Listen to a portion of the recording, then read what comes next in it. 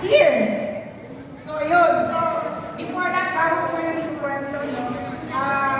Amazing morning, especially sa ating mga top mentors, Mentor Marlon, and of course, sa ating Mother Courageous, na talaga po, siya po yung nag-encourage talaga sa akin na gawin ang business na to. Ipagpatuloy ang business na to. Anyway, sa mga hindi pa po nakakakilala sa akin, I am Police Master Sergeant Lambay Ambulundo from Cotabato City. To tell you, hindi po talaga ako nagpresentahan or kumbaga may mga natop ako or nag-pay-in dito. To tell you frankly, yung ate ko po yung nag-pay-in sa akin dito. Kasi nga po, it's more than 3 years, almost 4 years po akong nagkaroon ng gastroesophageal reflux disease. So, ang dami na nating tinry ng mga herbal products, but sad to say, hindi po talaga tayo nahiya. So, dito sa Amazing Barley, talaga po makaka-amaze yung effect sa ating katawan. Kasi once sa shake pa lang po, as in, hindi ko po na, kumaga hindi nag-trigger yung sakit ko. Kasi sa mga ibang herbal na ininom ko, hindi ko pa po natatapos yung isang sachet. Hindi ko po makakaya inumin kasi as in, hindi na po ako makahinga eh. So yun po, yung last event ng Momentum, Mega Momentum dito sa Blast, sobrang, ano po eh, yung mga time na yun, gusto ko pang pumunta dito at umaten. Kasi nga po,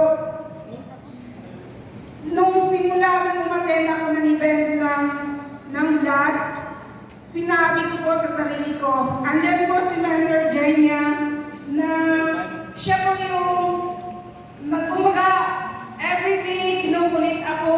Kasi tayo is, as a law enforcer, busy po talaga tayo. Pero naisip ko nga, nung nakapag-training ako dito, sabi ko, why not hindi ko ituloy itong business? Kasi connected sa profession ko, na makapagsilbi sa community, makapag-share mo. So yun po ginawa natin. So in short, yung last event ng Momentum, sobrang down na po ako doon eh. Halos, ayaw ko na eh. Give up na ako. Kasi sabi ko, bakit ang Amazing Barley, hindi na kaya ng tatay ko. So doon po, at itong event dito sa Bohol, eto nga, mayroon na namang incident eh. Yung auntie ng husband ko namatay. So sabi ko, ayaw talaga ako papuntahin sa Bohol. Pero sabi ko, na-pray na lang ako. Sabi ko, kung ibibigay mo ito, papapuntahin mo ako sa Bohol. And conflict po yung times namin eh. Kasi promotion namin. Nitong weekdays, as in po, hectic yung schedule ko, neuro exam, interview. Sabi ko, stress na ako. Sabi ko, paano ko makakapunta ng Bohol?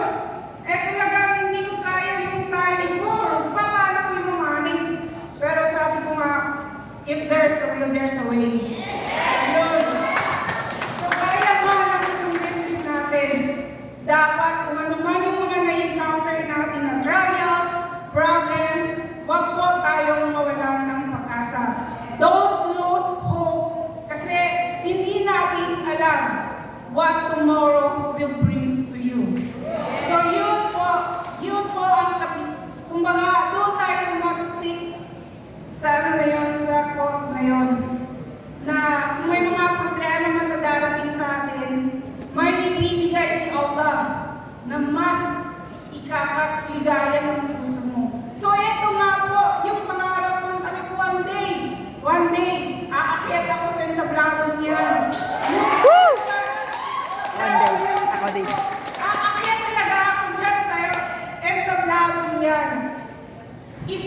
Ipapakita ko sa mga negative na tao, yung mga nag-reject sa akin, although part-time lang po itong ginagawa ha, pero talagang para sa akin full-time po itong profession na to.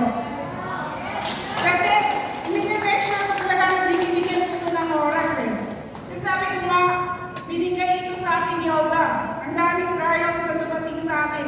Pero nilaban ko at eto, unti-unti na natin na-achieve yung goals natin dito, yung pangarap natin dito. And alam niyo po, ang hirap po sa akin na makapag-travel kung saan-saan, pero dito nagagawa ko na ngayon dahil sa ayaw!